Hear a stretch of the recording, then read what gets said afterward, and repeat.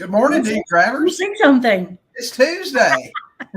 That means it's time for Go Talk, guys. Today, the Guru A says do insurance this way. Guru B says do it that way. How you really do it? Well, we're going to talk about how we do it today. So we'll be back 45 seconds. On Go Talk.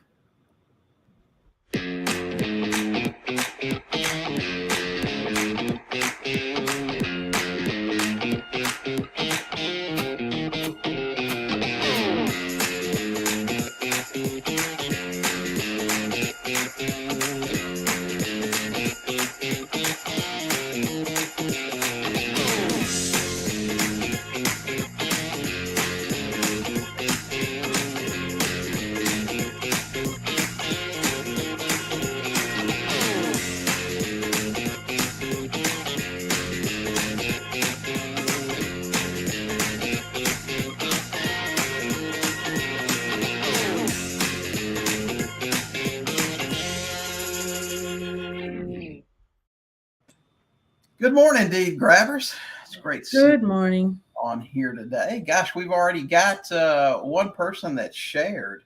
That's great. Good for you guys. We started doing a giveaway. We'll talk about that in just a second, but we appreciate that.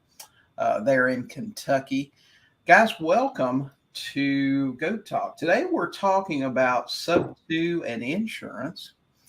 We'd like to ask you before we get started, we've got some stuff here, if you would subscribe to our YouTube channel. Our numbers tell us that 75% of the people that watch our videos aren't subscribed to the channel. I can't imagine why. We release videos almost every day. Crazy. It is. So just get a notification when we release a new video. They're absolutely free, and you can watch them and comment on them and do all that stuff. Right. Say good morning. Let us know who you are and where you are and who's here with us. We'd love to talk to you. We're going to do some Q&A at the end of this.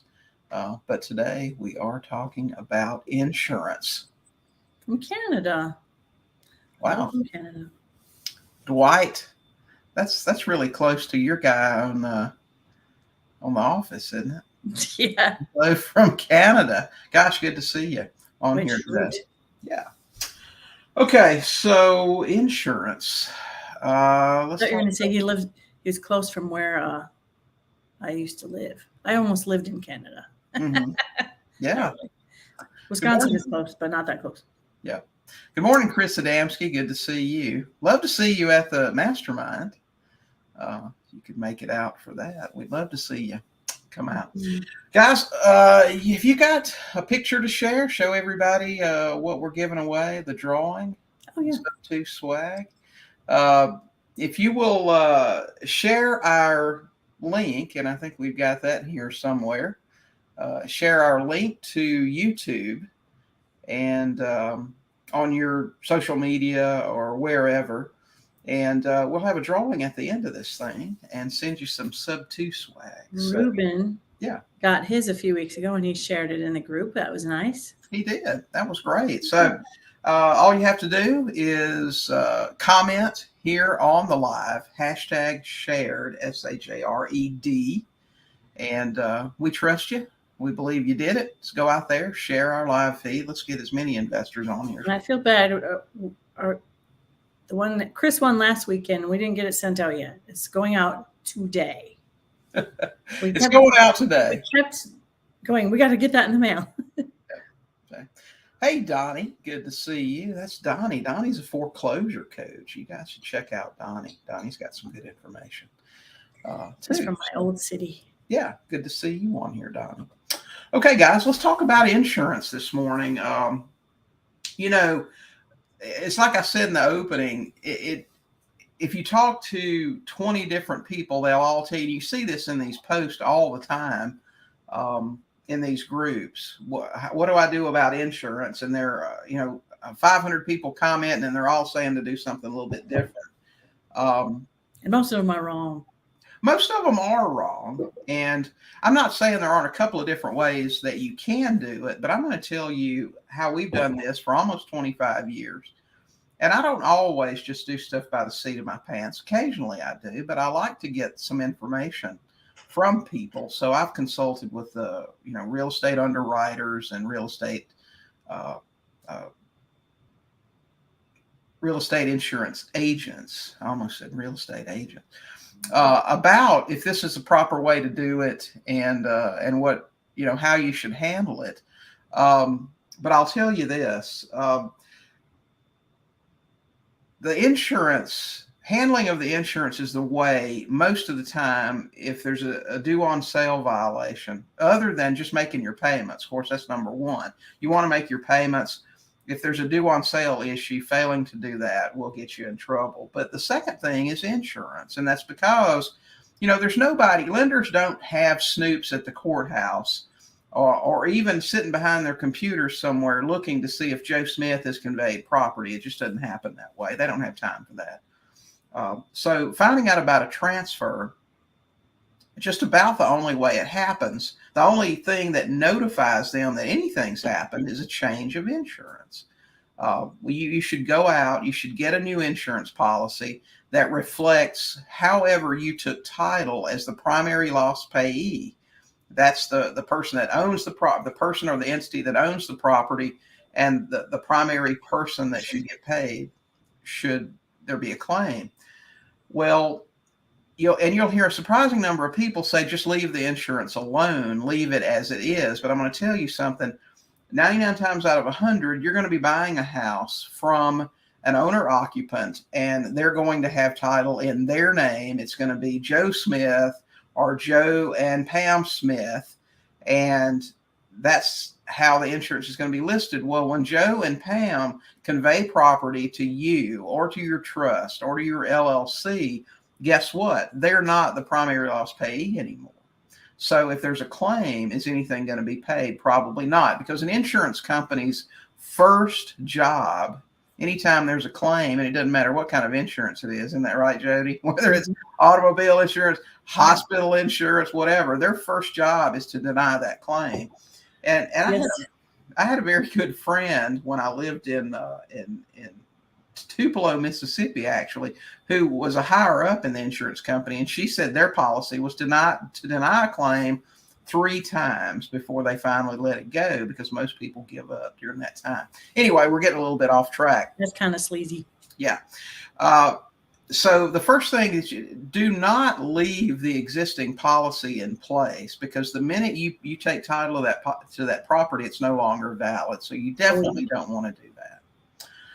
What you do want to do is, first of all, right now, if you're thinking about being an investor, if you haven't even bought a house yet, go out and find a real estate agent, or not a real estate agent, but an insurance agent that is investor friendly, that you can sit down with and explain what you're going to be doing, because a lot of them don't understand creative finance.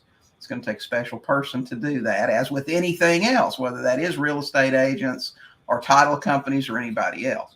Find that person, explain what you're going to be doing, and if you're going to use trust, you're going to use LLCs, you're going to make sure that they're okay with that. Then when you get a property under contract, in other words, Joe calls today, he's getting a divorce, he needs to sell his house, he's ready to sell it right now, he'll sign over the deed. You can call your insurance agent and say, hey, I'm buying this house, we're closing on the 30th, the lender is Bank of America, here's the loan number, here's who I'm buying it from, and I need for you to have me ready to go on the 30th. And so he can get all of that set up. Now, the way you want to set your insurance up is you want to have however you took title be the primary loss payee. If that's an LLC, that's going to be your LLC. Is that a little bit more risky with the bank? Maybe. We use trust. Everybody that knows us knows that. We use a trust. And so we'll take title with the 123 Oak Street Trust with Bob Smith as trustee, or whoever our trustee is. Now, they'll be named as the primary loss payee. The rest of the insurance will be your additional insureds, your insureds as their interest may appear. That may be your beneficial interest to your trust. Of course, the bank will be named on the policy as a mortgage holder. And then the key here is you want your seller to be an additional insured on that property. You want them to be there because remember, the only way the bank knows anything's happened is going to be when they get a new insurance declaration page.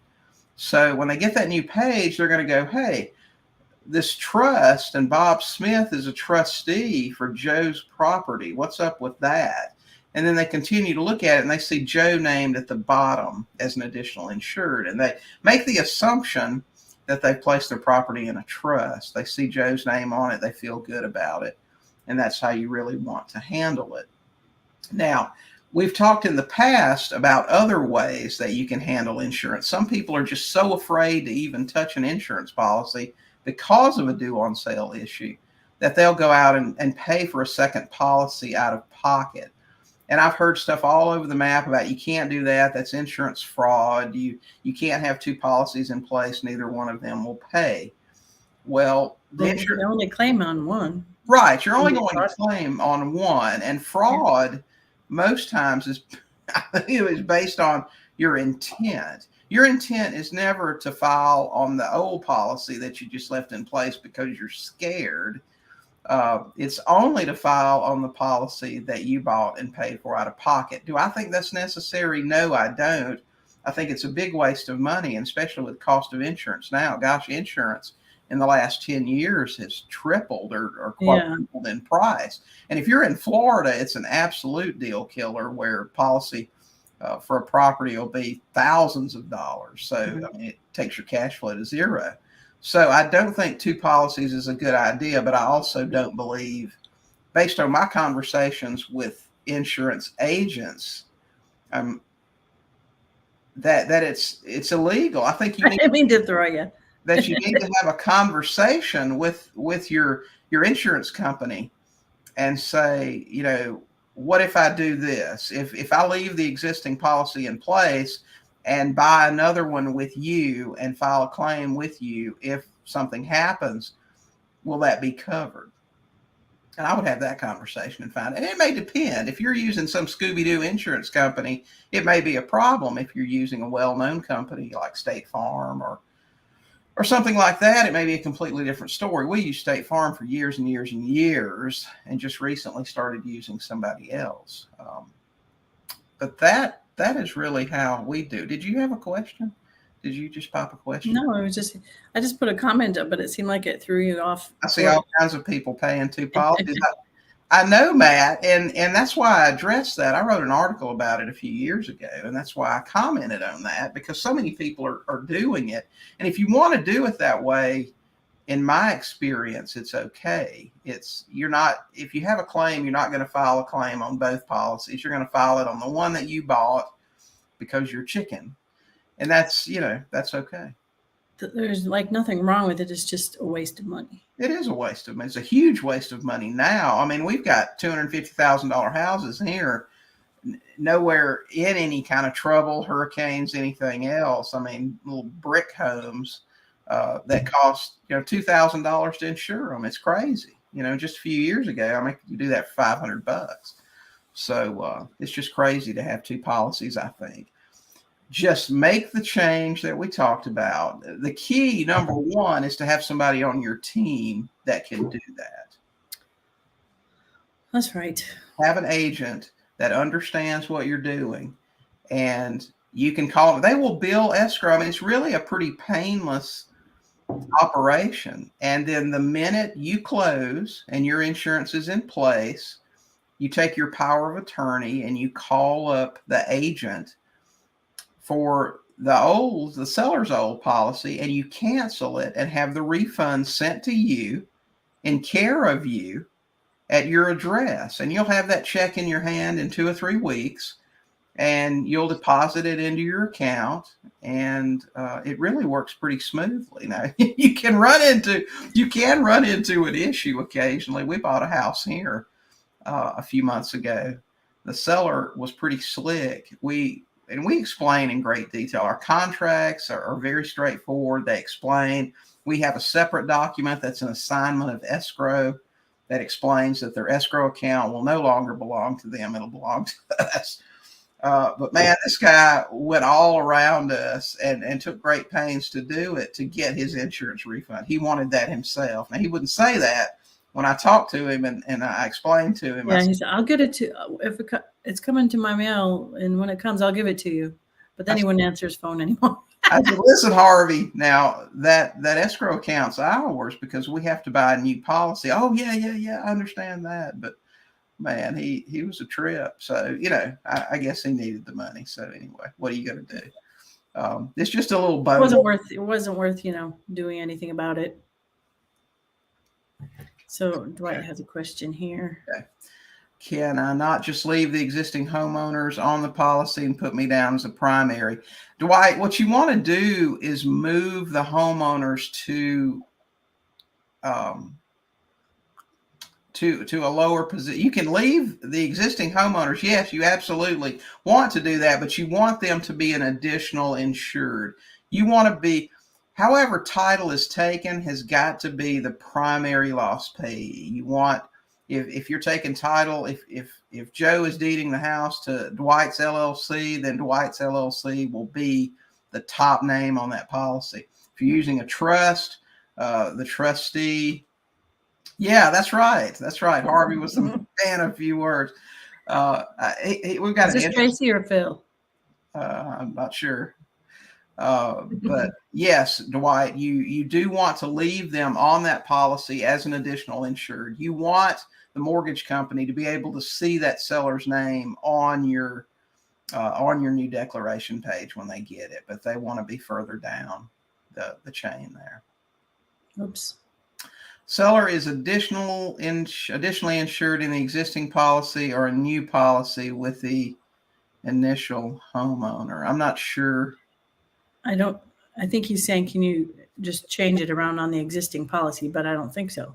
When I got started, the people that I learned from taught me to go to each homeowner's insurance company and explain the story and have the policy converted from a homeowner to a non-owner occupied dwelling policy. Correct. And I found that to be a never-ending bunch of work. Okay. Go find your insurance person and don't try to convert that policy. Just get a new one. It's going to be that you're going to have one insurance agent instead of trying to work with possibly 50 different ones. And it's just going to make your life a lot easier. Go find your insurance person. Don't convert the existing policy. Just get a new one. That's going to be the best. That's the best way. I guess that's Phil. Yeah. It is Phil. Yeah. Yeah. Yeah. I know. This is what I was going to say. That's why I was wondering who it was. We wanted to say happy birthday to Tracy. Happy birthday, Tracy. Yeah. She's the best. Yeah. She's 21 today. Right. Yeah. She can go out and have a drink. Okay. All right. If you guys have any questions about catching up on a couple comments here. Yeah. Let's see. If you guys aren't sharing, get out there and share this so we can have some people on here for our drawing. I don't know how many we've got, right? We've got 2 shares so far. Mark Dacula. Is that how you say that? I'm not sure. I don't know. I thought maybe you'd know. I don't. I don't even know if I've heard of that place. I don't know if that's anywhere close to Atlanta or Macon. I don't know. Hey, did I say it right? I have no idea. Can the initial homeowner disagree with having his name on the new insurance policy? He'll never know, Rafe. He'll never know because you're going to talk to your insurance agent and you're going to name whoever you want as additional insureds. That's probably going to be the beneficial interest of your trust, maybe your management company, if you use a management company in the mix, and the homeowner, your seller. And remember, if there is a claim and the check comes with the seller on it to sign as well, you're going to handle that with your power of attorney, so you'll be okay. All right. So, all right. This wants to win again. Yeah, that's right. We'll just send out 2 today. Mark in Gwinnett County. Okay, cool. All right. So you guys throw your questions in on insurance or anything else. We're going to move into the the deal sharing. Nobody submitted a deal for deal evaluation. So listen, I'm going to give you guys a link, and I want you guys to do that. If you're working on something, if you want us to go over it with you or anything else, you need to go to, I don't know where the link is. I don't guess I have it here. I thought I had it. Thought I had it last week.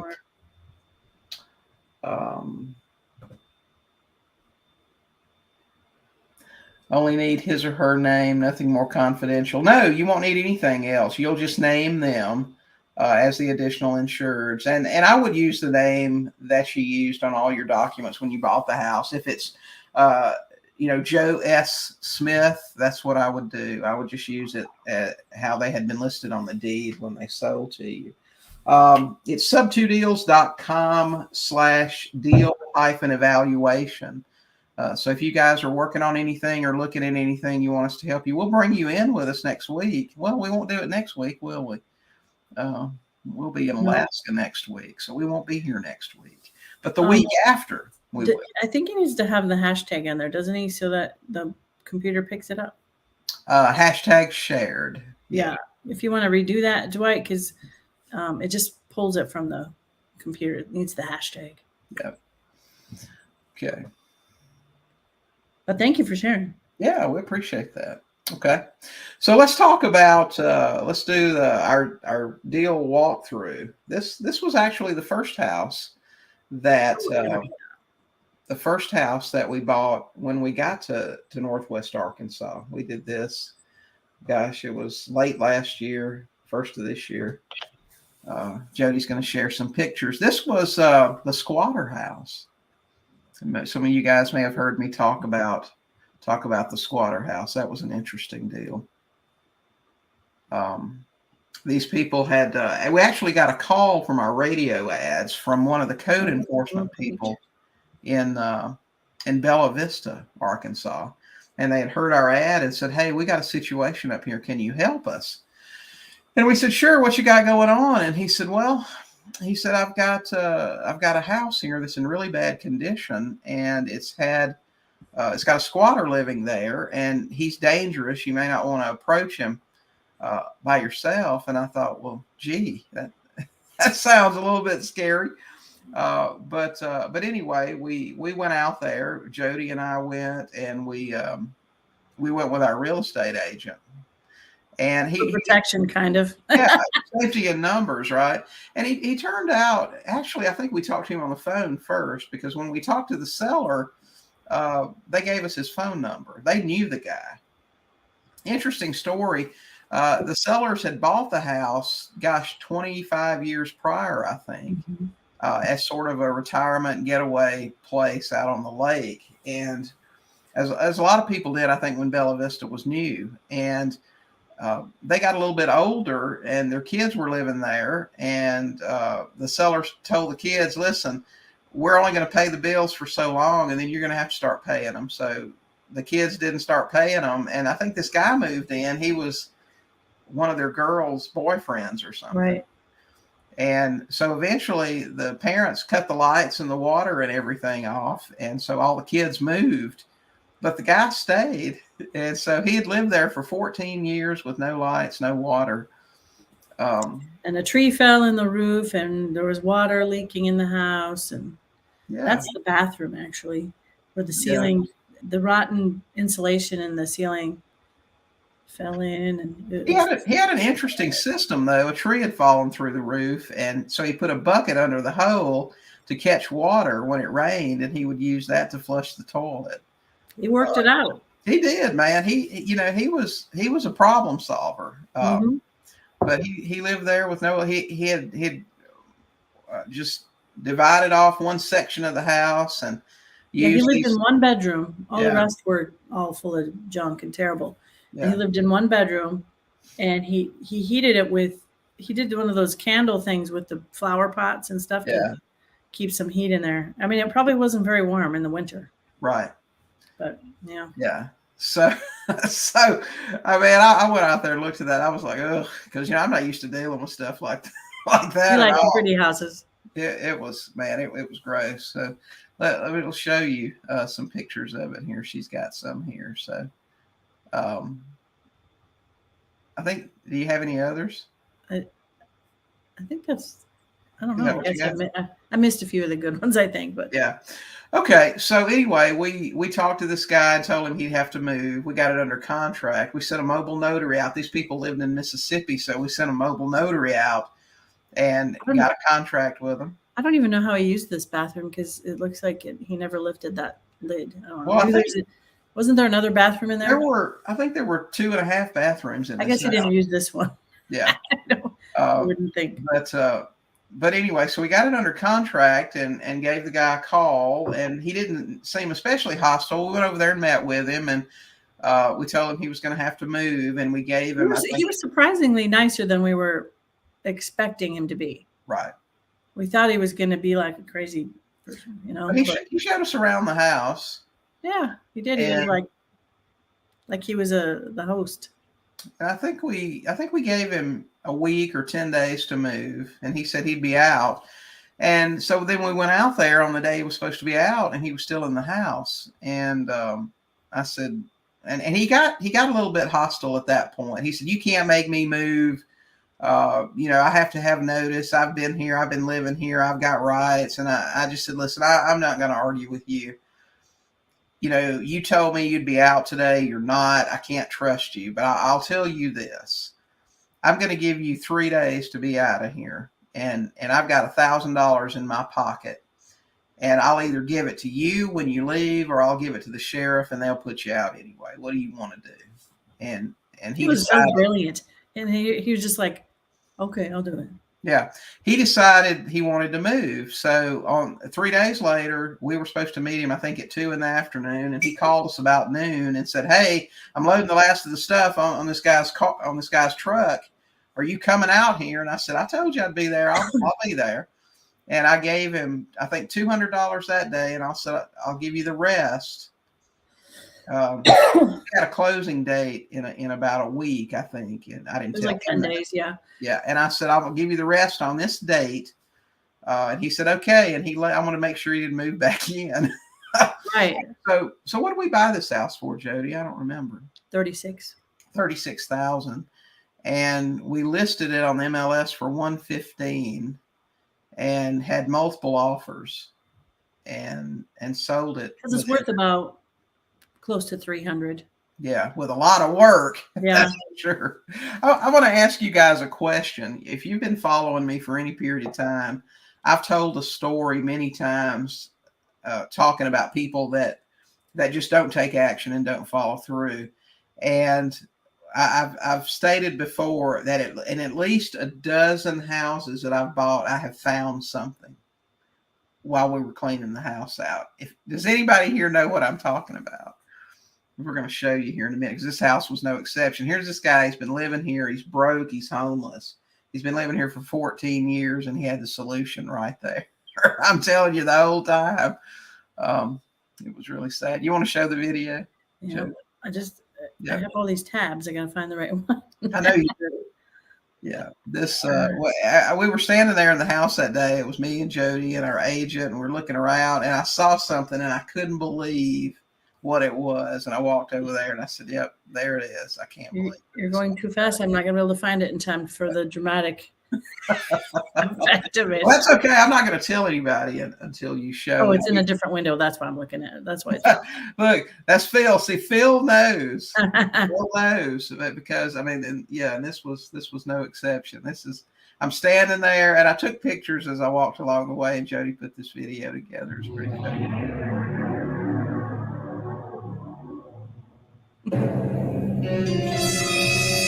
There it was. Right there the whole time. So yeah. Yep, that's right. Want to see it again?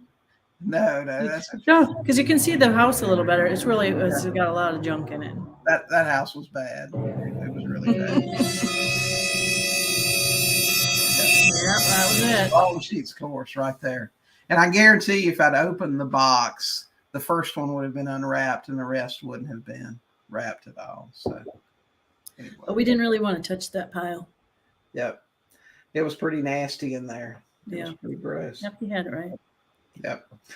So again, on insurance, we're talking about depositing refunds and handling claims. I think we touched on this a little bit earlier, but it's so important that you change contact information with the lender and that you have this handled properly from the very beginning. Now, the minute you take title, you want to make sure that you change the mailing address, the correspondence address, and the phone numbers, all the contact information with the lender. And you want to make sure that they're always going to send stuff to Joe Smith. That's our seller, Joe Smith.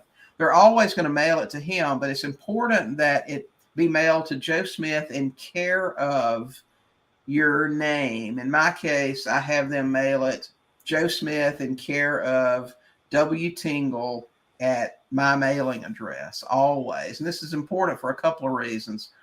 The main reason that I started doing it that way was a lot of times if you use a mailbox like mailboxes, etc., or UPS store, if your name's not on it, they won't accept the mail. So that's important. The main reason is I was in a mastermind several years ago with a guy that went to prison basically for making a lot of people angry. And you'll find that happens sometimes if you're doing a lot of deals. And people, either the government or the attorney general, whoever is on to what you're doing, or real estate agents get mad. And it's not against the law, maybe, but they just don't feel like it's right. That the people can find a way to make trouble for you. And ultimately, what they got this guy for was mail fraud because he was opening things addressed to other people, and his name wasn't on it. So. They couldn't find anything else real to charge him with. Well, like Al Capone, I mean, he was, a big time criminal, but they got him on tax evasion because they couldn't get him on anything else. So that's important to remember, is that you don't have to be doing anything against the law. You just have to piss off the right people and you can be in trouble. But the lesson that I learned from that was you want to make sure if you're opening someone's mail, it's got your name on it, that it's in care of you, that you have a power of attorney giving you the authorization. And particularly, you want the checks to have your name on them. Otherwise, you can't cash them. Right.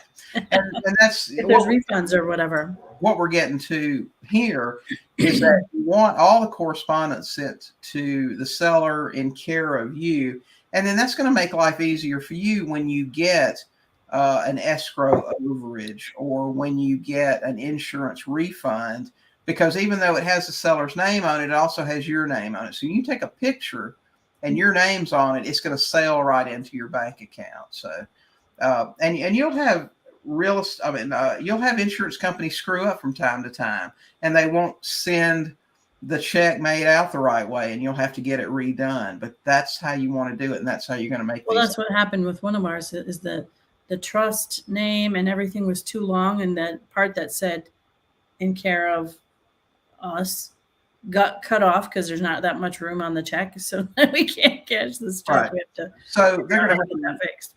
Reissue the check, and I explain that to them, and they're going to take care of that. But that can be significant when you're buying and selling houses, and you're getting $1,000 refunds and insurance overages and things like that, escrow overages. That can be significant. So check cashing is like a. I remember Carla had one that was like several $1,000s, not to do with insurance, but wasn't made out to the right check, so she couldn't cash her check for like a month. Yeah. So what are you laughing about? Nothing. Just anyway. All right. So any other questions? Insurance. We've also got an ebook that you can download on insurance that'll explain some things. Sub2deals.com/insurance. You can download that, and it'll explain to you how insurance works, and it may explain it a little bit more clearly than we've done today, but the step-by-step exactly how you need to handle your insurance to make sure that you don't have any problems. So you guys can go over there and get that. Yep. Okay. If you guys have anything else today, if y'all have any other questions, insurance or any other topic, we'll be glad to answer them for you. Otherwise, we're going to get out of here in just a minute. So,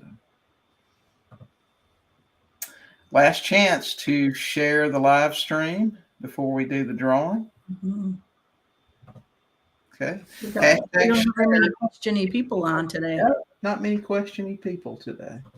We must have explained it pretty well. Or people just find insurance boring. Yeah, insurance is kind of boring, but it's important. You want to make sure if you have a claim, you have valid insurance, and you want to make sure that you can, cash refund checks and do stuff like that. After you repair the house, is there any possibility the initial homeowner changes his mind, wants his house back? He starts threatening with talking to the lender. What's the best protection? You know what, Rafe? I've been doing this for almost 25 years. I've never had that happen.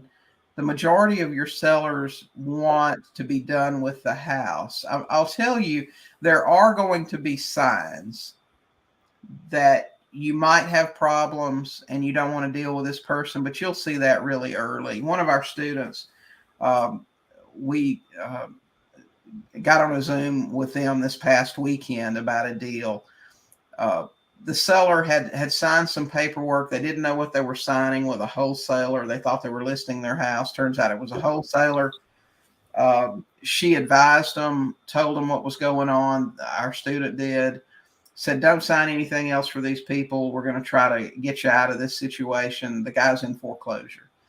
And that very day, she called the wholesaler, tried to explain, listen, this guy's in trouble. Your contract doesn't guarantee him any solutions. We want to get out of this contract so we can actually help this guy. The wholesaler then sent another document to the seller, and the seller signed it as well. I didn't know. Listen, you don't want to do that deal with that person. Okay. You can't control them in any way. They don't know what's going on. They're very confused. If they have a problem, it's probably going to be a problem down the road. I would say no to situations like that. I've never had a seller come back and want their house back. If they did want their house back, I would carefully explain to them exactly what was going on when we bought it. I would also point out, this disclosure, we explained to you numerous times what was going on. We own the house now. We've made up back payments. We've made repairs. If they want to sue you, you can't stop them, but I can't imagine it, as long as you dealt with them fairly, your contracts were fair, that you would have any trouble. How do you protect yourself from it? You can't, right? If somebody can sue you anytime that they want to. So if they talk to the lender, I can think of several examples where people have told me they had problems with a seller. The seller called the lender said, they're making the payments, go away, and they just didn't care. Can they call the loan due? Absolutely, they can. And if they do, they do. What can you, that's just one of the risks that we take in what we do every day. It's never happened to me, so I don't know. How do we find local leads for pre-foreclosure and surrounding local counties, or where do we find the information to do so? Call your courthouse. Like us, we're in Benton and Washington County. Call your courthouse. Ask for the deeds room, the records room, the circuit clerk. Ask if they have it online. Ask if you have online access to those records. Chances are, unless it's a small county, they will. They can give you the address. If you need to, go down to the courthouse and have them show you on their computer how to access it. That's what we did here. Mm-hmm. We just walked in there and they showed us exactly how to access it. That's how you find out. Pick up the phone. Yeah, because their website name was, when you Googled it, it didn't come up. It was a little bit different. And so when we went down there, they said, we have it online. We're like, oh, we never found that. So right. It makes life a lot easier when you deal directly with courthouse records. And that's what we do. And they're updated. If you walk into the courthouse here and you file a document, it's online within minutes. So that's just how updated it is. Yeah. Okay. Yep. We got other questions? Let's see. This one here. If we get a list for door knock, is foreclosure or foreclosure, they're probably not going to be called that, Matt, in your county. We work two counties primarily here. In one, they're called notices. In the other, they're called mortgage and trustee notices. So, and in some places, they're called Liz Pendens. It's just, right. It depends on the county. what you need to find out is what is the trigger document for a foreclosure in your county? What's that called? Okay. And then that's what you're looking for in your online searches. And they'll tell you that at the courthouse too. When you find out what is the thing that an attorney files that lets you know a foreclosure has been initiated. Matt, where are you looking for a list? Is it like a list company or what? Because foreclosures are well, some people use the term kind of interchangeably, but a pre-foreclosure obviously is before they're foreclosed. Sometimes people call foreclosures like REOs, which that's not what we're looking for. So I don't know. Yeah. I don't know what you're looking for the list through and what they call it. So. And I'll tell you, and I believe this 100%. Don't buy or pull a list. PropStream is not going to give you an up-to-date list. We see houses here that have already gone to auction that are listed as foreclosures in PropStream. Right. They're just not up to date. And I'm telling you, especially when you're working somewhere where the fuse is pretty short, 2 or 3 months or less, or 30 days in Georgia, you've got to create your own list. He said maybe from the county. Yeah. I mean, I don't know. Sometimes people feel like pulling a list is like you receive a list. No, that's actually in some places they will mail you a list of what they are too, but ours doesn't do that. Right. I'm sorry about that. So anyway, create your own list. Find out what the trigger document is at your county. And if you go in there and you talk to somebody, they can probably tell you what is the first document that gets filed when a foreclosure has been started. So the most, oops, I don't know what I just did there. The most updated list, it would be that one, the county list. And if you're getting another list from somewhere else, they've already pulled it, and you've lost some time. So, I mean, you can literally pull a list every day. There probably wouldn't be but a couple of deals on it, a couple of houses on it, but we do ours weekly, and we'll have, I don't know, probably by the time we filter them, and we take out the ones that we're not interested in. They're too far out or too old, or whatever the situation is. But we'll have, I don't know, somewhere 10 or 12 or 14 a week, probably somewhere in there, from 2 counties. Yeah, we wouldn't pull just, if we did it every day, sometimes there wouldn't be any. Right. But they're picking up, at first there were just a couple here and there, and it's growing. So get your own list, find out what the trigger document is, and do that. All righty. If nothing else, we're going to do the drawing. Is there a document that's filed first on a pre-foreclosure? I'm not sure what you're talking. A pre-foreclosure to me is anybody that's behind on payments. Okay. Well, the first file is again, it's called something different everywhere. In Colorado, it's the notice of election and demand. Someplace it's a notice of default, list pendants. Here it's just called a notice, right? Mm-hmm. And there's not more to it than that. Right. So that's the first one. That's when the bank is initiating the procedure. That's the first document you can have access to, and that's the one you want. Right. Now, if you live in a state like Georgia, there's nothing filed in the courthouse. It's the strangest thing. Right. I took my Carlton Sheets course, walked into the courthouse down there and asked for where the list pendants were filed. And they tried to tell them what's what. What are you talking about? And I said, well, when people are getting foreclosed on, something gets filed at the courthouse. And they said, not at this courthouse. And I was just certain they were holding out. It's in the book. Yes, you do. But it turns out in Georgia, nothing gets filed at the courthouse. That the notice is published in the largest newspaper in the county, and it's done on the first Saturday of the month preceding the auction the following month, and it has to be published for 4 consecutive weeks before the auction. So there was nothing at the courthouse. All I had to do was go out and pick up the paper on the first Saturday of every month. And I knew what was going to auction on the first Tuesday of the following month. And that was that. So that was pretty simple. Yeah, it would be nice. It would be nice if everything was done exactly the same way in every county, so we could just help everyone at one time. But it doesn't work like that. Yep, you've got to figure it out at your own county. We had to do that when we moved here. It took a little while too. In fact, we were like, this stuff doesn't even make sense. Some of them were judicial, some of them were not. It took like 2 months to kind of get the rhythm of what they do.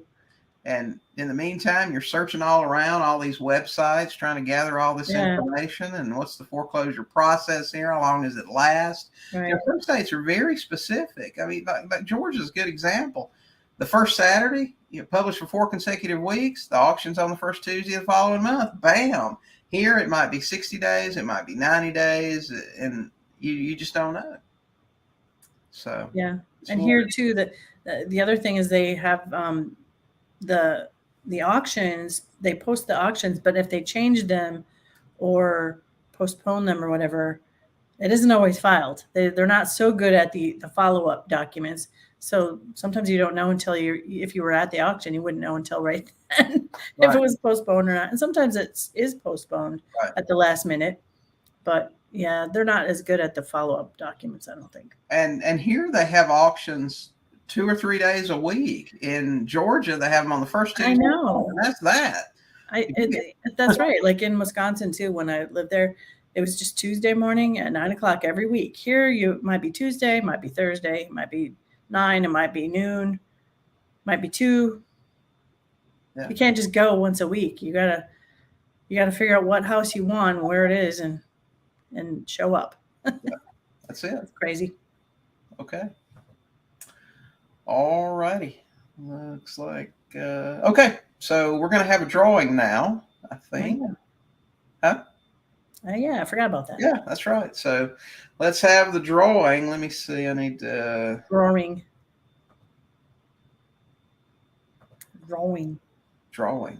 Yeah, I'm gonna do it. Let's see. A little Yankee talking here. All right, here we go. Let's see how many we got. The winner is today. I think we got 5 today.